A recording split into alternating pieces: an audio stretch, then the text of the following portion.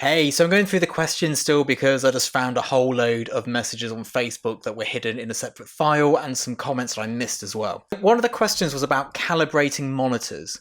Now, for me and what I do, this is extremely important, but I'm going to sort of go in a roundabout way answering this, so I'll sort of go around the houses and answer everyone's questions. So the question sort of came in as, I've got two different monitors, my images look completely different on both, how do I know what's right?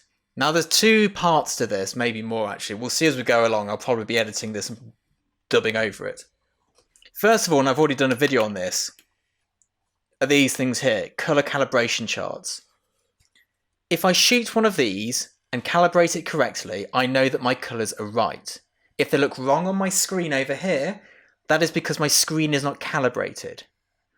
Now, if you're looking for perfectly accurate colors, you don't need to calibrate your screen, just shoot a test shot. Test shot? That's not a good word to have in a video. If you're looking just for absolute perfect colours, use one of these.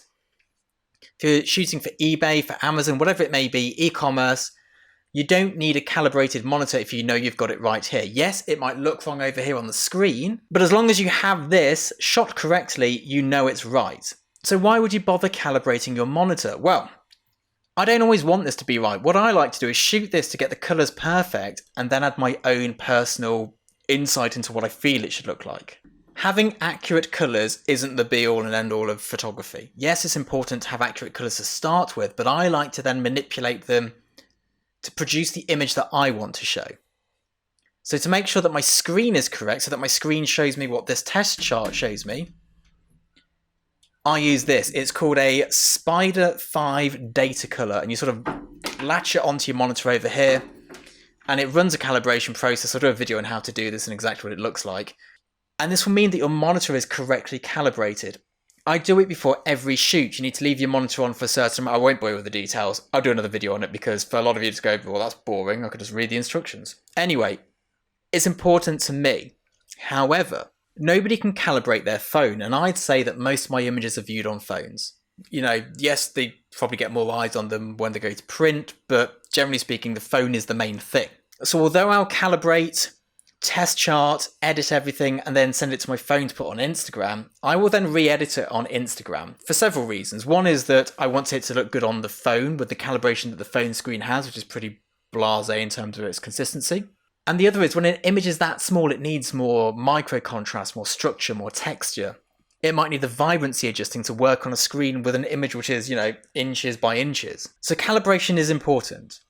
If you're sending to clients, the reason I bought this was because I had a client phone me up going absolutely insane that the images looked green on their £400 Dell laptop. And I had to explain that they were calibrated correctly. And, I just had to really make sure I'd got it right. So I actually went out and bought one of these that day, calibrated my monitor, and it turns out it was actually pretty accurate, just to be sure that I was right and they hadn't been sent green images, which would have been awful. But their counter argument was, well, but they look green on my screen. How am I going to make sure that other people with the same laptop as me don't have green images? And I have to say, we can't. That's what they're going to see. So when I'm shooting these videos, which are going to be viewed on various brands of phones, laptops, where every time you tilt the screen, you get a slightly different, color and exposure, whatever it may be. I don't color correct these. I don't use these. I don't use white balance. This is just set on auto white balance, and I think it's set to portrait mode in JPEG. Whatever comes out this camera goes onto YouTube. Simple as that. In this instance, there's no benefit to me to get absolutely perfect, accurate colours and whatever it may be to send this video out, because it's more about the content than it is about the visuals. And it's not going to print, it's not going to television. It's just going to be viewed on a whole host of devices, which I have no control over, so why waste my time?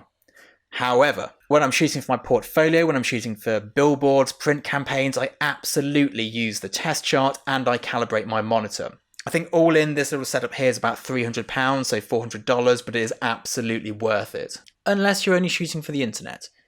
If you're starting out and all your images are on Instagram, on Facebook and your website and that's it, I wouldn't worry about it at this stage. If you're starting to get to the stage where people are asking you for print and they're asking you to shoot for magazine editorials, point of sale stuff, then definitely get these, definitely calibrate your work, because you've got to put your best foot forward. If you're just getting into this, do it now. Don't be that photographer that people go, yeah, whenever we get the images from, we have to recolor correct them. Buy it as soon as you get your first printing job. That's what I do personally. It's an annoying expense. For the amount of money you're spending, you get a couple of plastic devices and a USB cable. but it has a huge impact on your work for print. I hope this was of use to you. If you're enjoying these videos, do hit subscribe, do share them with your friends, and I'll see you all next time.